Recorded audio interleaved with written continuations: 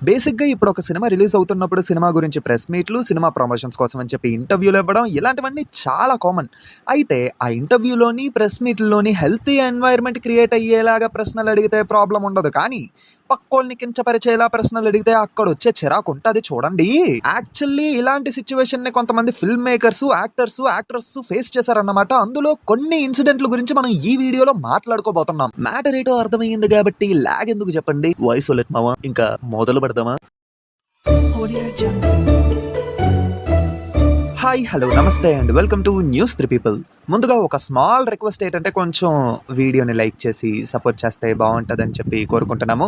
కొత్తగా వచ్చిన వాళ్ళు ఎవరైనా ఉంటే కొంచెం మా ఛానల్ విజిట్ చేసి కాంటెంట్ నచ్చితే ఖచ్చితంగా సబ్స్క్రైబ్ చేసుకొని సపోర్ట్ చేస్తారని మరీ కోరుకుంటాం. Worst questions asked by our జర్నలిస్టులు. ఇలాంటి టాపిక్లోని తాతగారి గురించి మాట్లాడుకోకపోతే ఎలా చెప్పండి? మొదటగా మూర్తి గారు, తాత వచ్చాడే ఈ పాట కమల్ హాసన్ గారికి ఎంతవరకు సూట్ అయ్యిందో లేదో తెలియదు కానీ మూర్తి గారికి మాత్రం బాగా సూట్ అయ్యిందని చెప్పి తెలుగు యువత మాట్లాడుకుంటున్నారు. మరి దీని గురించి నాకు తెలియదు. అయితే ఇప్పుడు సిచ్యువేషన్ విషయానికి వచ్చేస్తే, హనుమాన్ మూవీ రిలీజ్ అవుతున్న టైంలోని ఒక ఇంటర్వ్యూలో తేజ సజ్జా గారిని మూర్తి గారు అడిగినటువంటి క్వశ్చన్ అన్నమాట. రేయ్, అది ఇంటర్వ్యూ కాదురా, ప్రెస్ మీట్ లో అడిగారు. సరిగ్గా కాంటెంట్ చూసి చదువు. ఓ సారీ. అయితే మూర్తి గారు అడిగిన ప్రశ్న ఏంటంటే, క్యాన్వాస్ చూస్తే చాలా పెద్దగా ఉంది, ఆ క్యాన్వాస్ లో మిమ్మల్ని చూస్తుంటే మాత్రం మీ లెవెల్ని దాటిన క్యాన్వాస్ లాగుంది అని అనిపించింది అంటూ ప్రశ్నించారన్నమాట. ఏం క్వశ్చన్ మూర్తి గారు ఇది? ఏం క్వశ్చన్ అని అంటున్నాను అంటే, ఎన్నేళ్ల నుంచి ఇండస్ట్రీలో ఉంటున్నారు కదా జర్నలిస్ట్ లాగా, mid range actors high canvas ఉన్న మూవీస్ లోని నటించకూడదా అని అడుగుతున్నాను. అయినా క్యాన్వాస్ పెద్దగా ఉండి యాక్టర్ చిన్నగా ఉన్న కాంటెంట్ బాగుందో లేదో అనేది చూసి మాత్రమే ఆడియన్స్ థియేటర్కి వెళ్తారు. అందుకే కదా హనుమాన్ మూవీకి 300 కోట్లు వచ్చాయి. సరే, ఆ పాయింట్ ని పక్కన పెట్టేస్తే, ఆ ప్రశ్నకి తేజ సజ్జా గారు మాత్రం ఒక సాలిడ్ సమాధానమే ఇచ్చారు. అదేంటంటే, విత్ ద అల్టిమేట్ ఒబీడియన్స్ తో నేను ఈ మాట అంటున్నాను సార్. ఎవరైనా సెకండ్ జనరేషన్ యాక్టర్స్ ఇలా ఇంతకంటే పెద్ద సినిమాతో ఇంట్రడ్యూస్ అయితే మీలో ఎవ్వరు ఇలాంటి క్వశ్చన్ అయితే అడగరు. నాలాగా చిన్నప్పటి నుంచి సినిమాలు చేసుకుంటూ వచ్చే వాళ్ళని, చిన్న మూవీస్లో నటించే వాళ్ళని, ఓ బేబీ లాంటి మూవీల్లోనే ఒక మంచి రోల్తో ప్రూవ్ చేసుకున్న తర్వాత బయట డైరెక్టర్లతోనే నార్మల్గా చిన్న మూవీస్ చేసుకుంటూ వచ్చి ఒక టైంలో ఇలాంటి మూవీ చేస్తే మాత్రం ఖచ్చితంగా ఈ ప్రశ్న అడుగుతారు. మీరు అడిగే ఈ ప్రశ్న ఉంది చూడండి, మమ్మల్ని కించపరిచి చిన్న చూపు చూస్తున్నట్టుగా ఉంది అంటూ ఆన్సర్ ఇచ్చారన్నమాట. నిజం చెప్పాలంటే ఆయన అడిగిన క్వశ్చన్కి ఈయన కరెక్ట్గానే ఆన్సర్ ఇచ్చారు. కానైనా సరే మూర్తి గారు ఎలాంటి ప్రశ్నలు అడగడం అయితే మానేయలేదు. అయినా ఆయన కూడా కొన్నిసార్లు కౌంటర్లో గట్టిగానే తిన్నారు. ఆ విషయం ట్విట్టర్ యువతకి బాగా తెలుసు.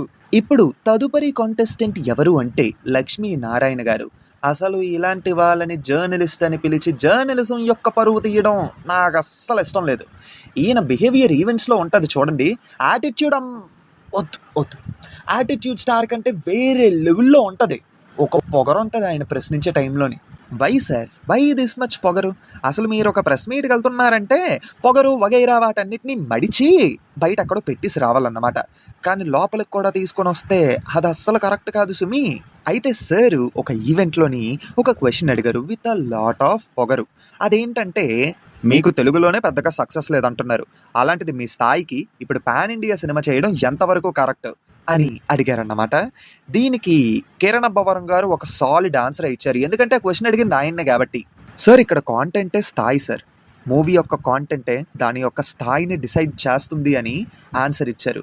సేమ్ ఈయనే మళ్ళీ కిరణ్ అబ్బవరం గారినే దిల్ రుబా ఈవెంట్లోని ఇంకో క్వశ్చన్ అడిగారు.